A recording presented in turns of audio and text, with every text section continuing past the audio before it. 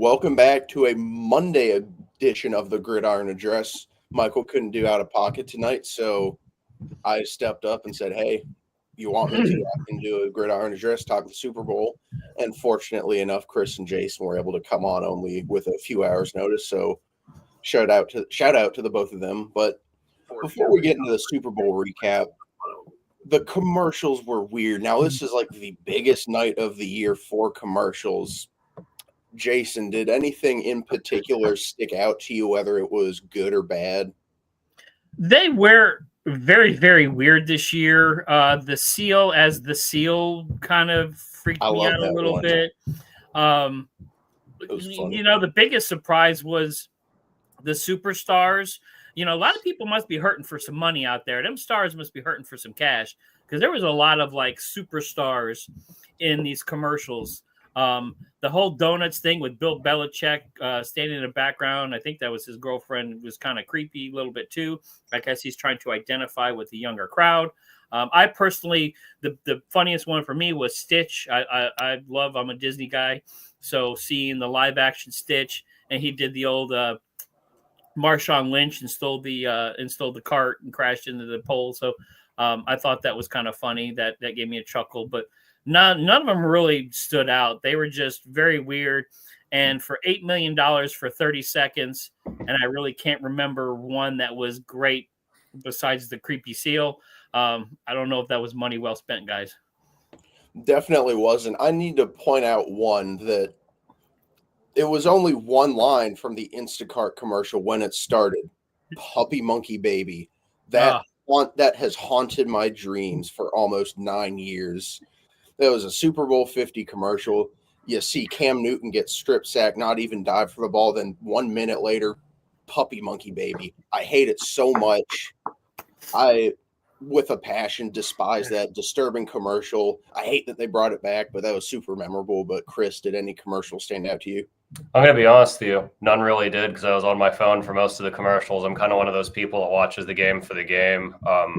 I did enjoy the halftime show. That was one of the better ones I've seen recently. But when it comes to the commercials, nothing really stood out.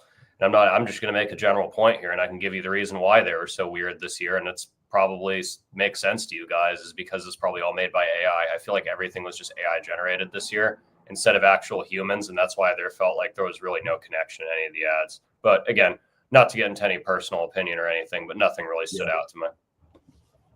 I mean, that tracks honestly, but commercials aside, let's get into the actual game. The evil empire goes down. The Philadelphia Eagles take down the Chiefs and stop the three-peat in dominant fashion. Yes, the final score looked a little closer than it actually was. If you watch the game, this was not a close football game at all. And to the Chiefs' credit, they shut down Saquon Barkley. They did what we thought would be the key to stopping the Eagles.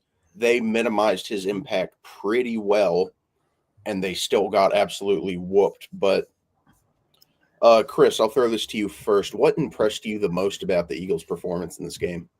I mean, their defense. You got to go with their defense and their ability to make Patrick Mahomes make turnovers. I mean, one thing that we all agreed across the board on the program yesterday is that this is going to be a game where the ball is very, very well taken care of. And we were all very, very wrong on that take. Cooper DeJean, that pick six. Zach Bond with that diving interception. That guy dove like a shortstop. It was awesome. That was one of the better plays I saw of the game. And I just got to say their ability to make Patrick Mahomes make mistakes. This is not something that he does. He did not look like himself. I haven't seen him look like this since they lost to the Bucs, to Tom Brady and the Bucs. And they Eagles took a piece out of the Bucs strategy during that too, I think. So, and the Bills, that's how the Bills beat them in the regular season as well, is make Mahomes scramble out, contain him, make those scrambles be 5-7 yards, make him freak out, make him feel like he's got to carry the team, and then he'll make mistakes. That's how the Eagles won the Super Bowl. That defense, those turnovers, man, great. Jason, what impressed you the most about this performance from the Eagles? They weren't blinded by the Kansas City mystique. I think, yes, we knew we were going to see a defensive game. We knew the Eagles had a great defense. We knew they had a very good offense, but a lot of times teams, and Buffalo showed it too, they see the mystique. They think, oh my God, it's Patrick Mahomes over there. And then all of a sudden it's like a deer in the headlights. You did not see any of that fear from the Eagles, which was more impressive than anything. They weren't blinded by the lights. The big stage did not scare them. Taylor Swift up in the box didn't haunt them at all. So, like, they just came out there, stuck to their game plan, and just opened a can on them. And it was very, very impressive how they played a solid football game from start to finish, and they just were not scared.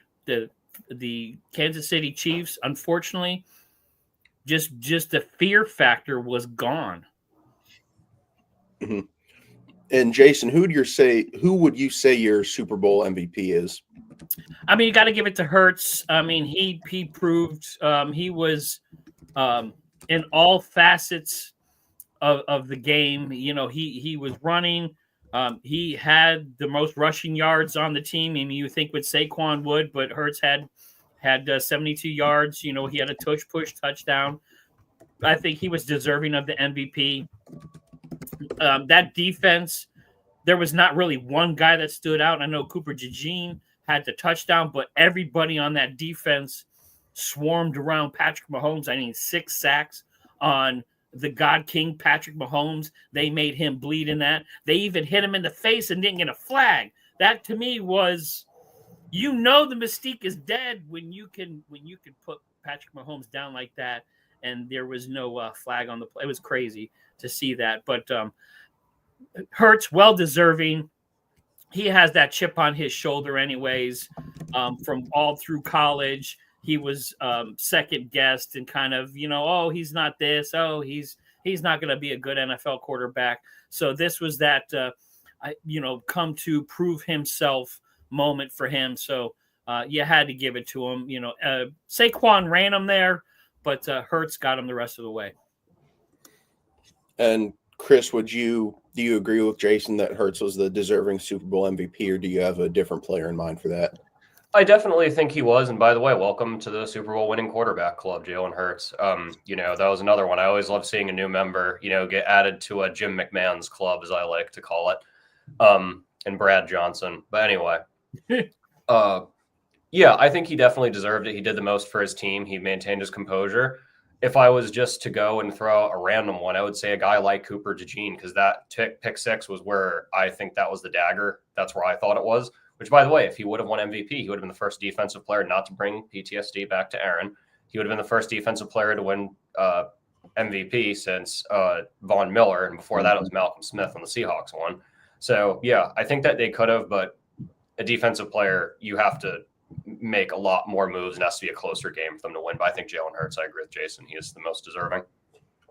I definitely agree as well. He deserved it, but let's talk about this from the Chiefs' perspective. Their offensive line absolutely let them down big time, and not all of it was on the offensive line. Mahomes, not all the sacks were on the offensive line. Mahomes could have gotten rid of the ball sooner.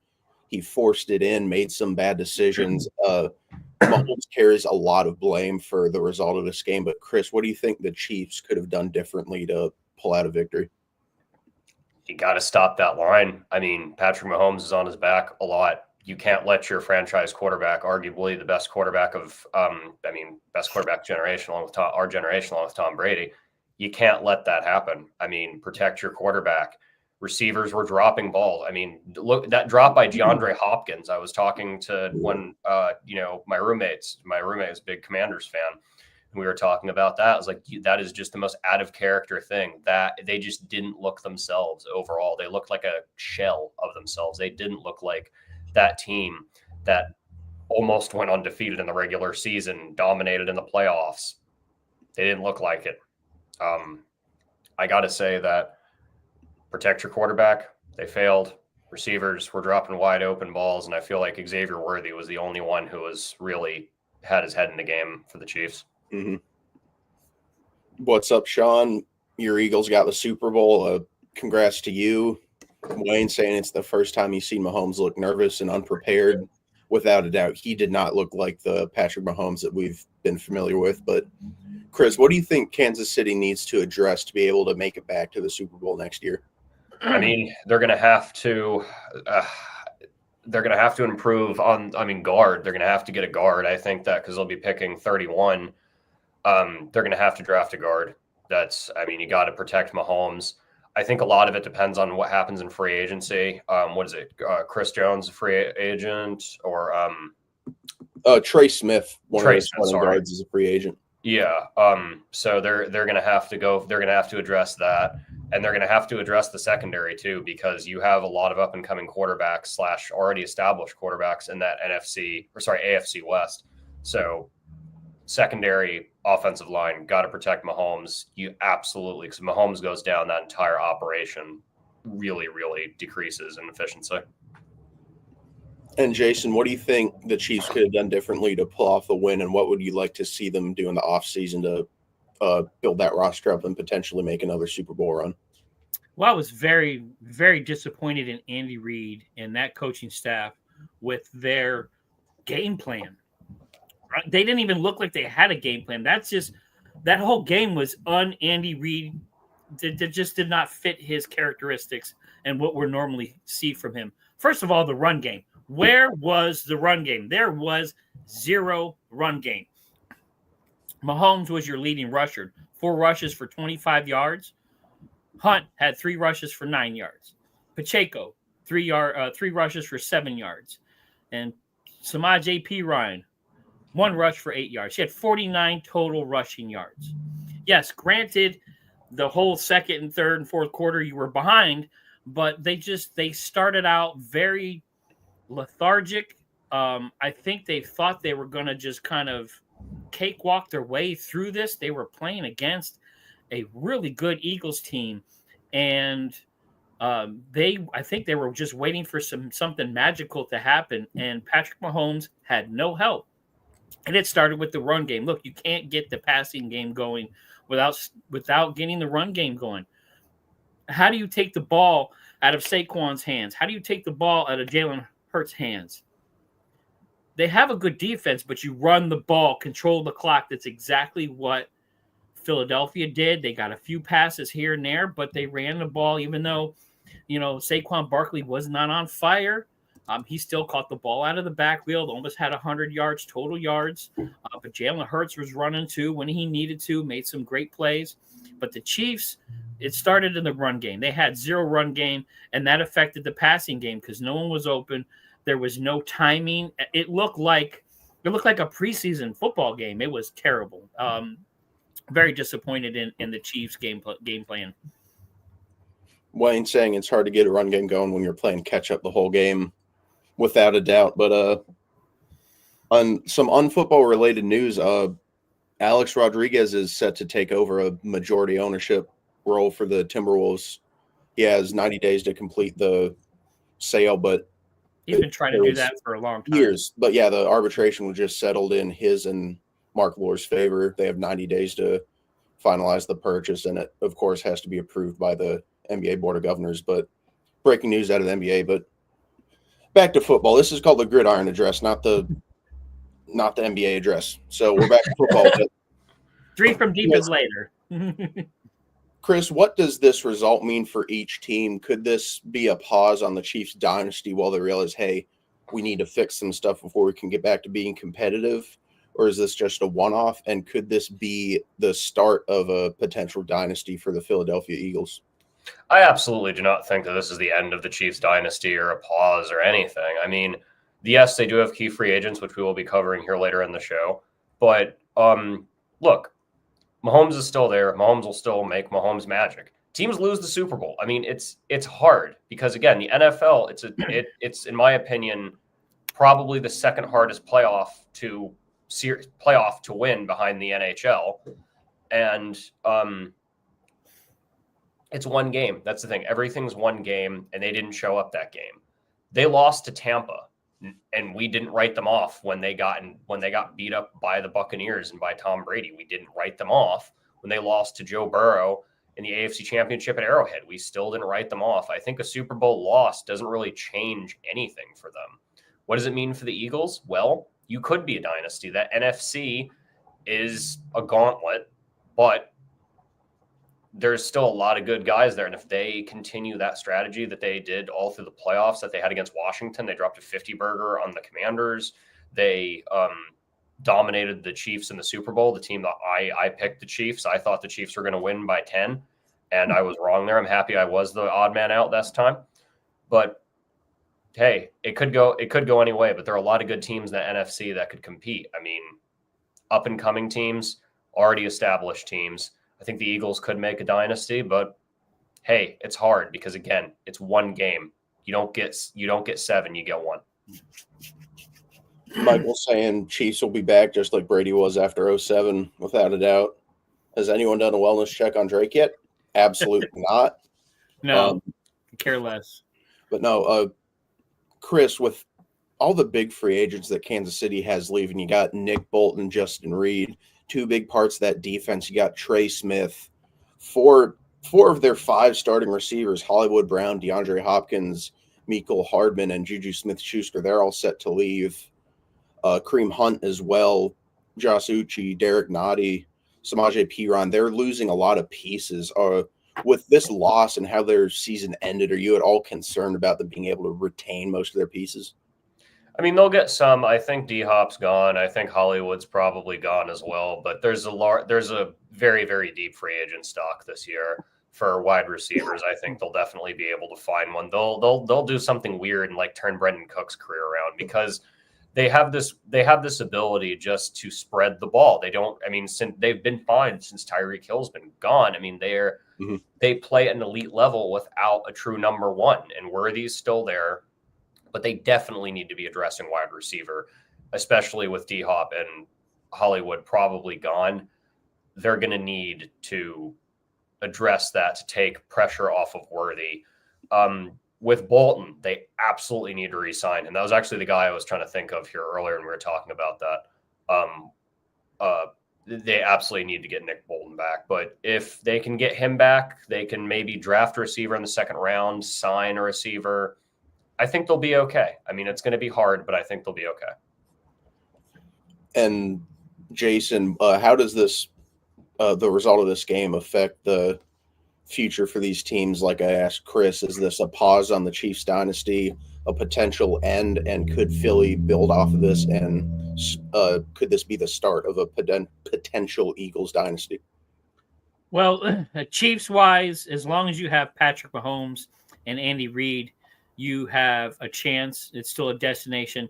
To me, if I'm the Chiefs, I'm hitting the panic button because you got and won some suspect games this year. That team did not look like a 14-win team during the Super Bowl here. They have some glaring shortages, especially on offense. They need to address the running back because Pacheco is not it. Hunt is not it. They need to address that offensive line, give Patrick Mahomes some help. And, yes, they need to get a number 1. Listen, Worthy is really, really good. I think he has a lot of great potential. He showed out that game, but unfortunately no one else showed up, so it made him look even better. He is not that super deep threat number 1. They need a clear-cut number 1, and they lost that when they had Tyreek Hill left. They need somebody. They have a lot of holes there. And then what are you going to do at tight end? Kelsey looked like a shell of himself. I don't know how much his head is into playing football right now. He says he's committed, but after that game, 4 catches for 39 yards, that did not look like a committed football player to me. I mean, look, you've had a great career. If you want to call it and go do your Hollywood stuff, go for it. But they need to address the tight end in that on that team now too. Who's going to be your number 1? Okay, if Kelsey comes back for 1 more year, you still need an up and coming guy. So they have a lot of glaring holes on the offensive side of the ball because Patrick Mahomes showed it yesterday. He can't do it all. He needs some help. He needs some weapons. And right now they've got a half of one because Worthy's kind of smaller, so I'll give him a half. So he definitely needs some help. The Eagles have a phenomenal team. I think if they just shore up a few bits and pieces there, keep that defense together, and that's the hardest thing in the NFL right now. Not only to repeat, not only to be there every year, because a lot of times there's a lot of teams that just don't get back the next year. There's a little, look at San Francisco. They're in the Super Bowl 1 minute, can't even make the playoffs the next. So injuries happen, things happen. Look, it's the NFL, we get it. But the Eagles, if they just sign those pieces and they retool, Hurts, Saquon, stud wide receivers, really good tight end, amazing offensive line. The only thing that would hurt the Eagles if they made the tush push illegal, but that's a whole nother story. I can see the Eagles being the beasts of the East, NFC East, but that's probably going to be one of the toughest divisions in the NFL is the NFC East. So even the Eagles are going to have to do something and really play their A game every game because they're going to have the Commanders on their heels. My New York Giants, I got my fingers crossed. If they can get a few free agents and a quarterback, maybe we can catch lightning in a bottle because there's a lot of teams that tend to go from worst to first. Cowboys still have Dak and some pieces there too in their defense. Micah Parsons is still there. So the NFC East is going to be a heck of a gauntlet to the Eagles get through. So a lot of it depends on health. But as far as personnel, I think a few pieces here and there. But other than that, they have a stud team for some years to come right now. And with this rough end of the season for the Chiefs, are you at all worried about them being able to retain some of their free agents, or do you think the guys want to be able to come back and go on a revenge tour of sorts? It depends on what they value those free agents. DeAndre Hopkins, I felt bad for him, man. He's been looking forward to this his whole career, toiling there for a long time, and then all of a sudden now you're in the Super Bowl. You get a chance to shine, drops a pass, really was non-existent the whole game. So I felt really, really bad for him because that was a guy that kind of deserved to at least have a really good game. Is he going to be there next year? I don't know. It's what the Chiefs value. And right now, I don't think he stays. I think he goes. I think a lot of free agents tend to go because you have some big destination teams out there now. Commanders are hot. The Bears are hot. So the Eagles are hot. So, you have a lot of other destinations out there. The Eagles aren't the sexy team anymore. There's a chink in the armor.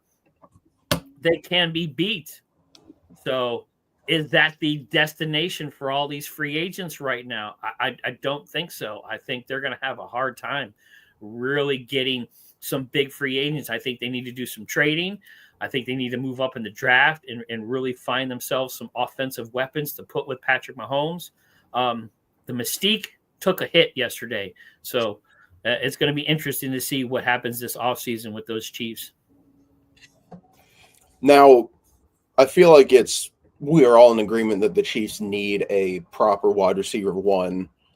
A name that pops out to me, Chris Godwin. Chris, what do you think about the Chiefs potentially going after Godwin and throwing some money at him to get Mahomes a proper number one threat?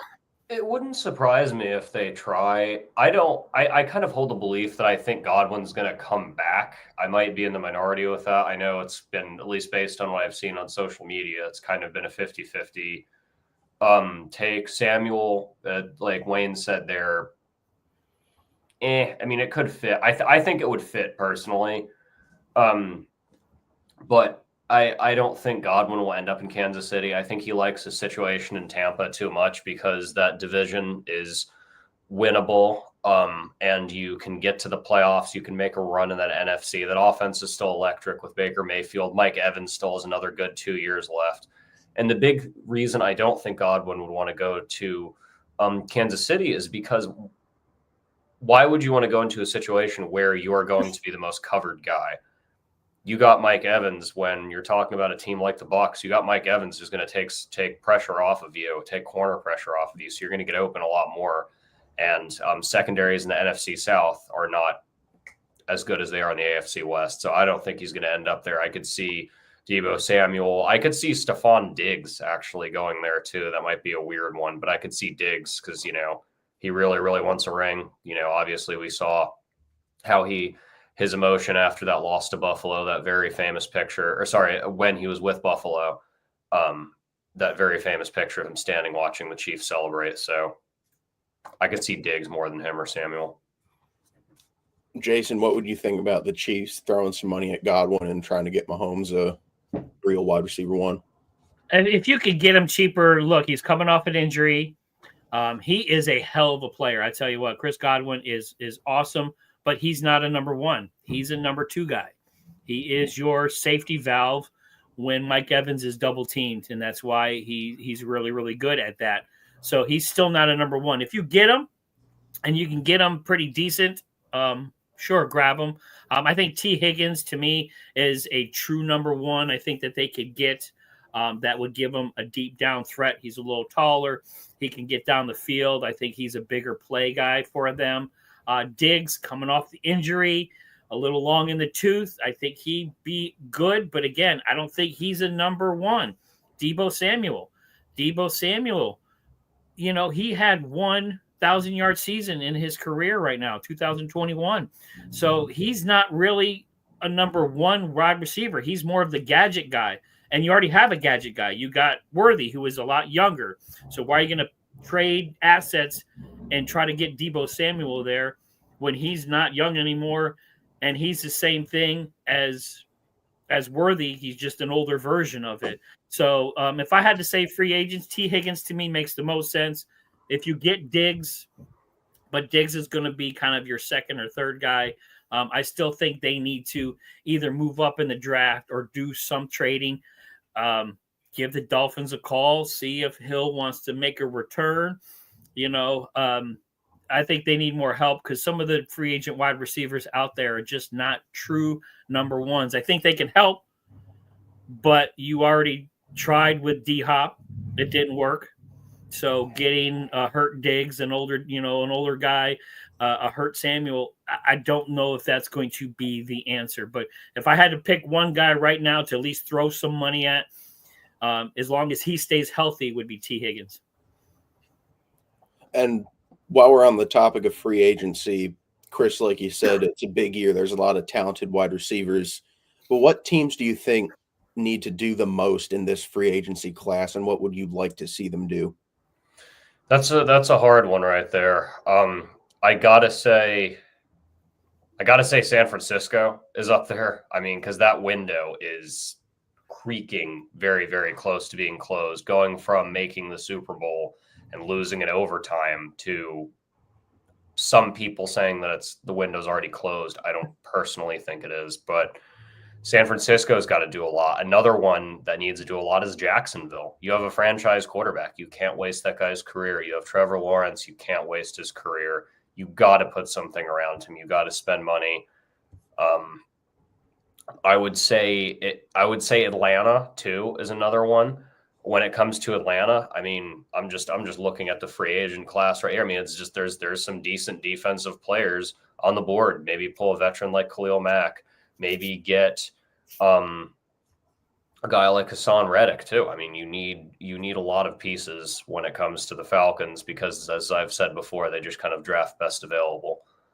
And then finally, I mean, I got to say the obvious, Buffalo and Baltimore, because they just can't get past those two boogeymen. So Baltimore, I could definitely see them going, maybe also going for Stephon Diggs, maybe also going for Chris Godwin, giving Zay Flowers, taking some heat off of Zay Flowers, and giving Lamar Jackson more help because that man deserves all the help he can get. And I'm sure Wayne can definitely agree with me on that Lamar, that man has been a one-man team for way too long, and he deserves way better because I really want to see the Ravens succeed. I know it sounds crazy coming from a Steelers fan, but I genuinely do want to see Lamar Jackson succeed and the Ravens succeed just as a football fan. So, and Chris, speaking of your Steelers, obviously rough end of their season, what would you like to see them do in free agency? Yeah, I mean, I was thinking about this for quite some time. And, I mean, obviously wide receivers, a big one. We're losing Dante Jackson more than likely. So I got to say, I I gotta say, go for receiver. Amari Cooper would not be bad, but I wouldn't mind signing a guy like Zach Martin too at guard. I mean, we need one more piece on the offensive line. I think we were ranked 20th overall to 18th overall. Not a great one. I do hope we draft a running back in the mid to lower rounds. So Najee Harris is gone, Jalen Warren's gone. So when it comes to running backs, that one's a hard one. I say you go for the draft in that one. Aaron Jones is a free agent. I would love to see that, but the Steelers wouldn't spend that kind of money. But yeah, I gotta say, I mean, Mekhi Becton is a free agent too, I think. So I would love that. I would love to see Mekhi Becton, who's really turned his career around, by the way. But yeah, there's a lot of things that need to be addressed. I would say guard, receiver, and guard in order. Jason, what teams do you think are most desperate to make a big move in this free agency class, and what do you think that move is for them? Every team that did not win the Super Bowl right now.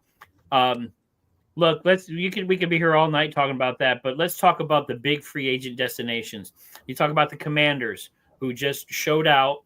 Daniels is that guy, and a lot of people want to play with him. So watch the Commanders to be a hot place for a lot of guys to come. You talked about Godwin. I can see him going to the Commanders because you got Scary Terry there, so he doesn't have to be a number one. He can fit right in to that number 2 slot position there for the Commanders. Same thing with Diggs, either the Commanders or I'm going to throw another one out there because they need to do some switching up is the Green Bay Packers. The Packers have a wide receiver room full of talent, but a lot of that talent hasn't really done anything. So I think it's time to trade some of those guys away and bring some fresh blood in for Jordan Love, because now you have probably going to be either the hardest or the second hardest conference in NFL. With you got the Lions and you got the Bears up and coming, and and you got the Vikings to deal with. So you talk about their wide receiver core. Buffalo Bills definitely need some help. Josh Allen, Amari Cooper was not the answer. They need to get some younger talent on that team for him. Shakir is not a number one. They need a deep threat number one. So if the Bills were smart, you better go out and get T. Higgins and try to sign him away so the Kansas City Chiefs does. So at whoever the Kansas City Chiefs are interested in Buffalo, you need to go out and just buy them and make sure that they don't go to Kansas City if you want to get over that hump. So Buffalo Bills are there. And I know I got one more in me here. Arizona Cardinals. And I know we're going out west. We're going to throw a weird team in there. But the Arizona Cardinals, you drafted Marvin Harrison Jr., who is an absolute stud. Kyler Murray starts off on this trajectory and then literally nosedives in the middle of the season. So you got to figure that out. Is Kyler Murray your answer? Or do you trade him away and try to get up in the draft and maybe pick a new quarterback there in Arizona? Because I know there's some teams out there that can use a quarterback, i.e. maybe the Steelers. You throw Kyler Murray in there and get him away because he's got a huge contract. Arizona's really not doing anything with him. They haven't made any noise in the playoffs and I don't know how long. So they need another wide receiver to pair with Marvin Harrison Jr. So if you're going to build, let's start building that franchise. So, but there's a lot of teams out there that need help. The Dallas Cowboys need some help. Again, every team that lost the Super Bowl this year is going to be going bananas on the free agent market right now because it's either kill or be killed right now in the NFL, and it really shows in some of these teams. And Jason, you mentioned earlier that you're hoping your New York Giants can bring in a couple free agents. What positions would you like them to address, and how likely do you think it is that they will get some guys in there? Well, I'm hoping Giants do some better than some Giants things. Fingers crossed. Of course, quarterback position right now, we need that big bopper. So at third, you better make the right choice. We definitely need a franchise quarterback, not a has-been or an older quarterback. Maybe you have a year fill-in guy, but we still need to draft somebody. Running back, I like Tyrone Tracy, but he's not I don't think he's an every down back. You need someone a little bit heftier, a little bit bigger. I think Tyrone Tracy's that nice change of pace back. And you desperately need a wide receiver to pair with Malik Neighbors. Malik Neighbors is insane. He is an unbelievable talent, but you're going to get him killed out there if you don't get a secondary receiver for him. So, again, New York Giants, go out there and get a T. Higgins.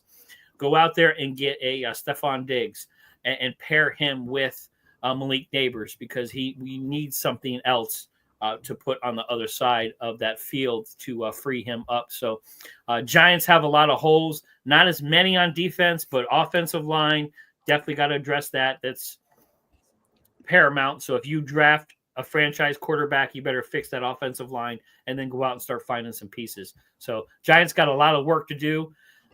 They have the tools to do it, but it'd be interesting to see what choices they start to make.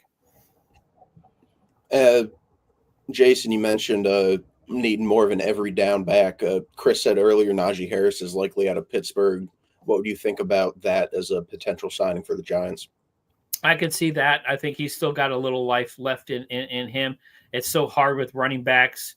They're not built the same as they were, I think, 3 to 5 years, and they're done. You have a very few, like a Derrick Henry. I think Saquon Barkley is going to be like that, the Frank Gore kind of guy that's going to be in the league for 15 years and just continues to churn them out. You're not going to see that much anymore. I don't know if there's one of those running backs out there unless you do some wheeling and dealing from somebody that doesn't want to pay a running back.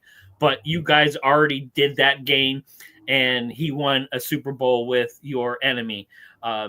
So we've obviously shown that we cannot make the right decisions on certain things.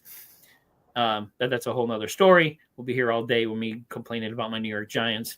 But I like Harris. I think he can help. I think he can be complimentary with Tyrone Tracy, be a little 1-2 punch there. Because as you see in the NFL right now, the two-headed running back monster works. Detroit has shown that immensely, that it works. That's why you better go out and get somebody, because if the Eagles go out and get another back to pair with Saquon to kind of save his legs, Gainwell might not be the answer to that. So if they retool and load up, they're just going to be impossible to stop. So especially there's a lot of teams out there that are dying for a really good running back right now. And to throw out a couple names for my Carolina Panthers before we wrap up the show tonight, I think wide receiver and secondary is going to be the easiest for them to address. Obviously, you got to re-sign Shaq Thompson, veteran leader on that defense, who's going to be a free agent. That feels like a no-brainer. They're already shallow at linebacker, so we cannot let them get even more shallow. But I think Hollywood Brown, I think he could do what we saw Deontay Johnson do before he got traded and then just did not play after he left Carolina. I could see him fill that role as a reliable threat for Bryce Young, not like necessarily long-term, but I think he could give him a good few years, maybe draft a guy, have a Hollywood Brown, Leggett, and Jalen Coker as well, undrafted out of Holy Cross. He was good. I've not heard enough talk about what Jalen Coker was able to do as a unheralded prospect out of a FCS team. So shout out him. I think he could be a good piece for Carolina for years to come. And secondary-wise, I like Eric Stokes. Really, honestly, sign a couple corners and safeties. One of them's got to work out. Just throw money at that secondary and hope something sticks. But that'll do it for this Monday edition of the Gridiron Address. Jason, Chris, thanks for being able to come on short notice. Hopefully Out of Pocket will be back. Sorry to not have your regularly scheduled programming, but glad we could get something out there for y'all. Everybody have a good rest of your night. No Monday Night Football to watch. It's a shame. NFL's over, but we got the draft to look forward to. More draft content to come in the next few weeks.